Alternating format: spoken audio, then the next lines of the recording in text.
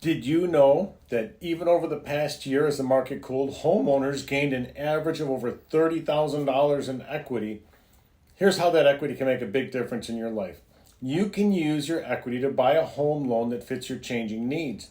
Are you short on space? Use your equity to power a move into a larger home. Too much space? Use it to buy a smaller home that better suits your lifestyle. Not ready to move just yet? You can also use it to reinvest in your current house to increase your home's overall value. Partner with a trusted advisor to help you decide which home improvement projects to prioritize so you can get the greatest return on your investment if you decide to sell down the line. And finally, you can use it you can use it to pursue your personal goals like retiring, starting a business, or funding an education. If you're curious about how much equity you have, drop me a line. I can help you plan your next move.